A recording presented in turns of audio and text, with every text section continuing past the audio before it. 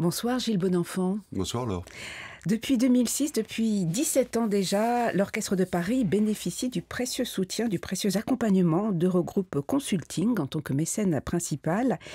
Une longévité qui en dit long sur l'importance de votre engagement, un engagement d'une entreprise dans le monde de l'orchestre, le rapprochement entre deux aventures collectives qui ont, et on va l'évoquer, bien des points de convergence.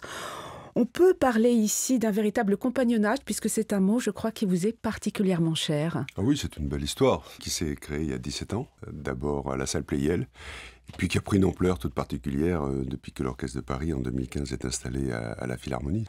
C'est une belle aventure qu'on partage, qu'on construit ensemble. Alors, dans la préface d'un livre collectif que vous avez supervisé, un livre consacré à la question de l'engagement, justement, vous écrivez qu'il s'agit là de l'expression moderne du compagnonnage, à savoir solidaire, exigeant, bienveillant et partagé. Ce sont des valeurs que vous retrouvez dans le monde orchestral. C'est les similitudes qu'on retrouve chez nos amis de l'Orchestre de Paris et dans le métier que j'exerce. Eurogroupe Consulting est un cabinet de conseil français d'origine qui s'est créé il y a plus de 40 ans.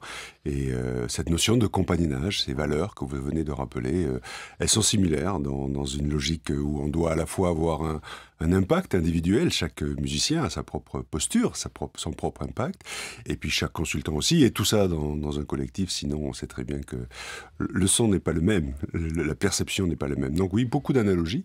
On a écrit cet ouvrage pour les 40 ans d'Eurogroupe, et d'ailleurs Klaus Mackela y a participé, il a donné sa propre interprétation de l'engagement. Et justement, Klaus Mackela, dans ce livre, écrit « Le rôle d'un chef d'orchestre est d'encourager la communication et le dialogue entre les musiciens. Il faut qu'ensemble, nous soyons ouverts à toutes les possibilités. » Cela pourrait être la définition du chef d'entreprise, du leadership, selon vous? Alors oui. Moi, je tiens beaucoup à la notion de compagnonnage. On le voit surtout d'abord dans un regard intergénérationnel, plutôt senior vers junior, on va dire. Ben lui, non. Du haut de ses 27 ans, il est capable de donner un drive, de donner un élan. Il faut voir à quel point l'Orchestre de Paris le suit et est captivé par sa main quand il dirige l'orchestre. Oui, il y a une vraie analogie, c'est-à-dire qu'on a besoin d'avoir de personnalité dans un orchestre, dans le chœur comme ce soir, on a besoin d'avoir des personnalités. Et puis on a besoin d'avoir un collectif qui amène le public quelque part, et pour nous, dans nos métiers, qui amène nos clients quelque part. Vous savez, le leadership, c'est quelque chose qui est la somme d'une démonstration, d'une transmission, moi j'y tiens beaucoup, et d'un engagement. Donc c'est pour ça qu'on l'a écrit au travers de l'ouvrage que vous rappeliez tout à l'heure. Et je crois que dans un orchestre, entre pairs, ils s'observent, et ils regardent à quel point les uns et les autres, finalement, tirent l'ensemble vers le haut, rattrapent quand il y a des petits dérapages que le public ne voit pas vraiment, mais entre eux, avec une oreille aiguisée, ils l'entendent. Et c'est un peu pareil dans le monde de l'entreprise. Alors justement, vous avez prononcé plusieurs fois le mot de transmission. Dans quelle mesure cette transmission, Gilles Bonenfant, est une valeur que vous avez envie de développer davantage au sein de votre entreprise, au sein d'Eurogroupe Consulting ? Parce que c'est essentiel. Nous, on recrute beaucoup de jeunes sortis d'écoles, d'ingénieurs ou de commerce. Et finalement, si on n'est pas dans cette transmission, ce compagnonnage, pour revenir sur le mot que vous évoquiez tout à l'heure, on les amène nulle part. Donc on est là pour le faire. Et l'analogie, je reviens sur l'Orchestre de Paris, c'est cette démocratisation culturelle. C'est ce qui nous intéresse dans le projet de la Philharmonie, en particulier dans ce nouveau lieu, c'est justement d'ouvrir plus, d'attirer plus. On vit dans un monde anxiogène, quand même, on le sait tous, et être capable d'associer les plus jeunes, des défavorisés, des gens qui n'auraient pas accès à ce moment ensemble. Quand on est plus de 2000 à la Philharmonie et qu'on écoute... on est entraîné, on est ensemble, on fait corps, et ça c'est essentiel. Et dans l'entreprise, on a besoin par moment aussi de se retrouver. On a vécu des années assez anxiogènes, je le disais, besoin de se retrouver. Moi j'ai été très marqué par le concert de juillet 2020, post-confinement. Il y avait plusieurs miracles. Enfin, on était ensemble.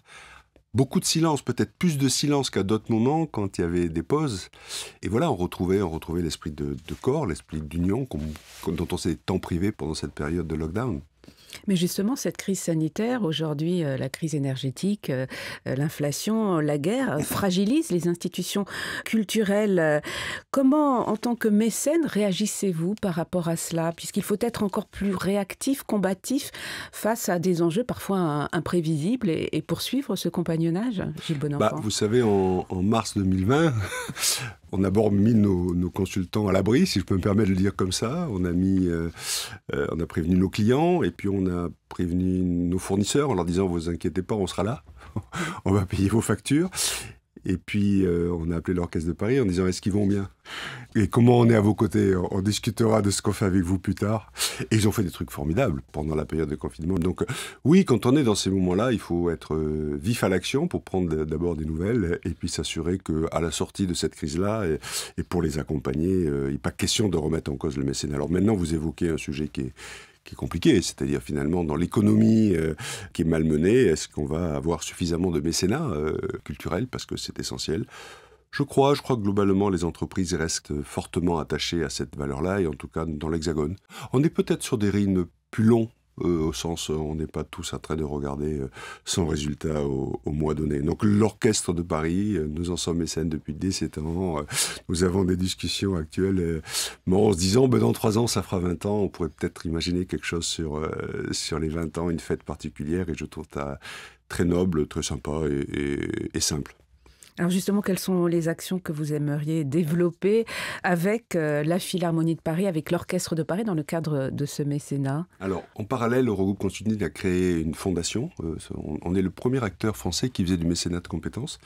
On a, il y a quelques années, profité pour créer une fondation pour accompagner ça. Et tous les 2 ans, on définit une grande cause. Et la dernière grande cause qui a été décidée par les collaborateurs est liée à la santé mentale des jeunes. Et je me dis qu'entre ce que fait la Philharmonie, ce que fait l'Orchestre de Paris pour les jeunes défavorisés et cette cause-là, on a peut-être quelque chose à fabriquer. Alors, c'est peut-être une annonce, parce qu'on n'en a pas abordé comme ça encore, mais je pense qu'on a un élan nouveau à faire entre nos œuvres et les œuvres de la Philharmonie. C'est pas simplement aller à des concerts, aussi merveilleux soient-ils, comme ce soir, mais c'est aussi construire dans la durée et faire que nos mondes se rencontrent encore plus.